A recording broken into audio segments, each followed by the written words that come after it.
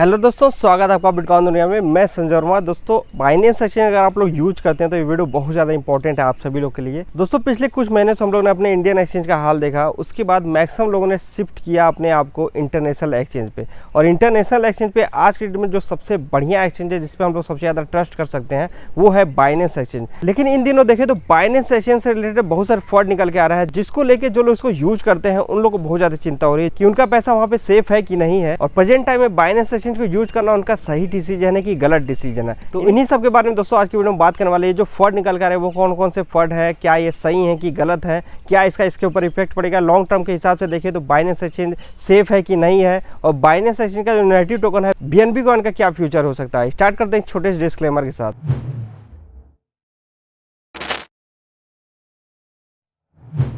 दोस्तों, आज से 7 महीने पहले ही मैंने आप सभी को बताया था कि जो SEC है वो जितने भी क्रिप्टो कंपनीज है, क्रिप्टो एसेट्स है, उन सभी को टारगेट कर रही है। और धीरे धीरे करते करते आप सभी देखे होंगे पिछले 7 महीनों के अंदर इन्होंने बहुत सारे टॉप क्रिप्टो एक्सचेंजों को अपना टारगेट बनाया। उसमें से एक कॉइनबेस भी है और एक और नाम आता है जो कि बाइनेंस है। और बाइनेंस के ऊपर SEC का जो इन्वेस्टिगेशन था वो पिछले साल से ही 7 जून से ही स्टार्ट हो गया था। यहाँ पे एक डाउट आप सभी का मैं क्लियर करना चाहूँगा दोस्तों। बाइनेंस US और बाइनेंस, जिसको बाइनेंस ग्लोबल भी आप बोल सकते हैं, इन दोनों में अंतर है। बहुत सारे लोग इसको सेम मान के चलते हैं, लेकिन आप सभी को मैं कहना चाहूँगा जो हम लोग इस्तेमाल करते हैं वो बाइनेंस है, बाइनेंस ग्लोबल है, जिसके फॉलोअर्स अगर आप ट्विटर अकाउंट पे आगे देखेंगे तो 10.7 मिलियन के करीब के हैं।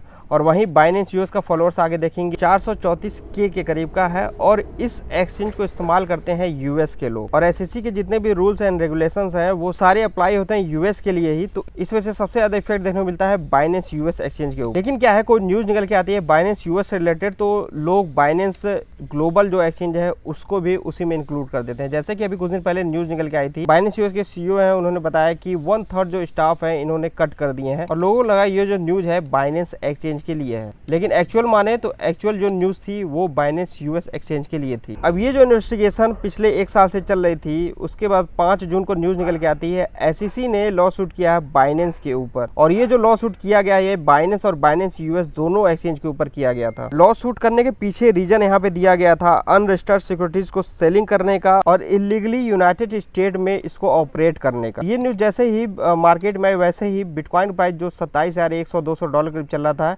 इसका प्राइस लगभग आ गया $25,300 करीब का। इस न्यूज़ के बाद जो बाइनेंस US एक्सचेंज है उसका जो ट्रेडिंग वॉल्यूम है वो बहुत ही बड़े लेवल पे डाउन हुआ। और इसके अलावा बाइनेंस US पे बहुत सारे ट्रेडिंग पेयर्स, लगभग 100 ट्रेडिंग पेयर्स इनको यहाँ पे होल्ड करने पड़े। ये भी जो न्यूज़ निकल के आए थे वो बाइनेंस US के लिए था, लेकिन लोग यहाँ पे समझे बाइनेंस जो ग्लोबल एक्सचेंज है उसके लिए न्यूज़ है। और वहाँ पे बहुत ज्यादा लोग पैनिक भी हुए थे। अभी इसी बीच एक और रूमर फैल रहा था जिसका रिप्लाई CZ ने दिया है। रूमर इस प्रकार से था, जो बाइनेंस के CEO हैं CZ, उनको बाम मैनेजमेंट, जो कि बाइनेंस US का ही नाम है, उन्होंने CZ को लगभग $250 मिलियन का लोन दिया। CZ ने इस एलिगेशन से पूरी तरह से डिनाई किया, जबकि उन्होंने बताया कि बाम को इन्होंने उल्टा $250 मिलियन के करीब का लोन दिया है, न कि उससे लोन खुद लिया है। और अभी 6 घंटे पहले न्यूज निकल के आई दोस्तों, Binance and CEO CZ asked court to dismiss SEC suit. Binance exchange और बाइनेंस के जो CEO हैं उन्होंने SEC के द्वारा जो लॉ सूट किया गया है उसको डिसमिस करने का प्रस्ताव दायर किया है, जो कि लगभग 60 पेज का है। और इसको जाकर रीड करेंगे तो इसमें यही बताया गया है ओवरऑल SEC ने जो बाइनेंस पे लॉ सूट किया था ओवर क्रिप्टो रेगुलेशन को बाइनेंस से डिस्कस करने के लिए बोला है कोर्ट को, क्योंकि SEC ने पहले इतना कोई गाइडलाइंस नहीं दी थी और अपने अथॉरिटी से ज्यादा उन्होंने जो लॉ सूट किया उसमें रीजन दिया है। तो इन सबको देख के दोस्तों एक चीज तो पता चलता है कि यहाँ पे बाइनेंस के ऊपर जितने भी एलिगेशन लगाए जा रहे हैं उसका CZ, मतलब कि उनके जो CEO है वो रिप्लाई कर रहे हैं। तो ये एक अच्छी बात है। और इसके अलावा एक चीज और कहना चाहूंगा कि सबसे ज्यादा जो इफेक्ट पड़ेगा वो बाइनेंस US के ऊपर पड़ेगा, जो भी SEC के द्वारा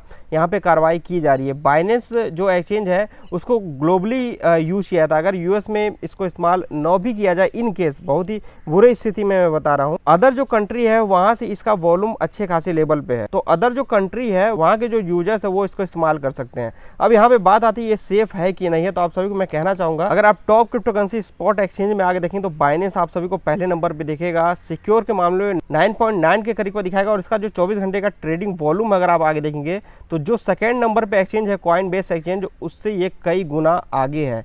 इसके अलावा इसकी जो लिक्विडिटी भी देखेंगे वो भी बहुत ही अच्छे खासे लेवल पे है। मार्केट्स भी आप देखेंगे तो 1615 करीब का है और कॉइन्स भी आपको यहाँ पे अच्छे खासे लेवल पे मिल जाएंगे। और सबसे इंपॉर्टेंट होता है किसी भी एक्सचेंज को सिक्योर बनाने का, उसका जो प्रूफ ऑफ रिजर्व है वो कितना है। अगर आप FTX एक्सचेंज को देखेंगे जो कोलैप्स हुआ उसके पीछे उनका जो है रिजर्व भी था। तो यहाँ पे आप बाइनेंस का प्रूफ ऑफ रिजर्व आके देखेंगे तो यहाँ पे आपको दिखेगा जितना कस्टमर का नेट बैलेंस है उससे ज्यादा बाइनेंस का नेट बैलेंस। यहाँ पे आप देख सकते हैं इथेरियम हो गया, चाहे BNB हो गया, चाहे USDT हो गया, चाहे BUSD हो गया, चाहे USDC हो गया, चाहे LTC हो गया, चाहे XRP हो गया। और इसके अलावा और भी सारे कॉइन्स हैं जो कि आप यहाँ पे आके रीड कर सकते हैं। तो ये भी अपने आप में बहुत ज्यादा सिक्योर बनाता है बाइनेंस एक्सचेंज को। अगर मैं खुद की बात करूं तो आप सभी को मैं बता दूं कि वैसे तो अकाउंट बहुत सारे एक्सचेंज पे मैंने बना के रखा हुआ है, लेकिन जो मैं ट्रेड लेता हूं वो मैक्सिमम बाइनेंस एक्सचेंज पे ही लेता हूं।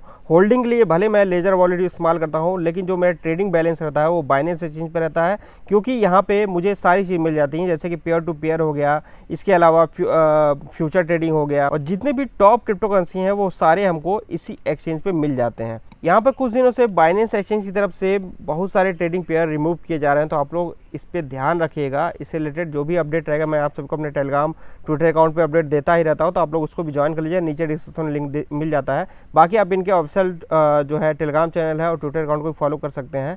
इसमें आप सभी को दिख जाएगा जो भी ट्रेडिंग पेयर डिलीट कर रहे हैं, रिमूव कर रहे हैं, सबका नाम मिल जाएगा। और इसके अलावा अगर आपका बाइनेंस एक्सचेंज पे BUSD पड़ा हुआ है, कहीं पे भी आपका BUSD पड़ा हुआ है, तो उसको आप जल्द से जल्द जाके कन्वर्ट कर लीजिए USDT में या USDC में, क्योंकि ये फरवरी 2024 के बाद ये जो BUSD पेयर है ये काम करना बंद कर देगा। और जो डिलिस्टिंग भी हो रही है वो मैक्सिमम BUSD पेयर के ही कॉइन्स की डिलिस्टिंग हो रही है। अब बाइनेंस का जो नेटिव कॉइन है वो BNB, उसके बारे में तो यहाँ पर आप देखेंगे $211 करीब चल। अगर आप इसके चार्ट को देखेंगे तो अभी प्रेजेंट टाइम इतने फर्ड क्रिएट होने के बाद भी इसका जो सबसे मेन जो सपोर्ट जोन है लगभग 200 से लेके $210 के करीब का इसको बना के रखा हुआ है। अगर इसको ब्रेक करता है तो एक बहुत ही अच्छे खासे लेवल हम लोग इसके प्राइस में डंप देख सकते हैं, लगभग $150 करीब का भी इसका प्राइस आ सकता है।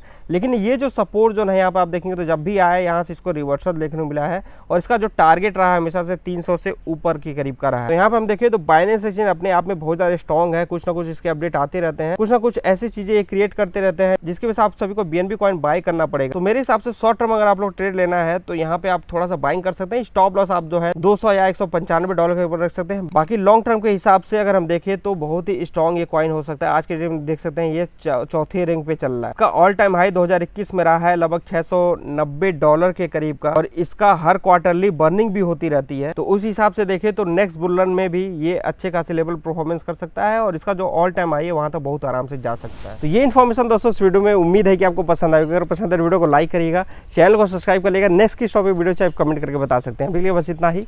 जय हिंद।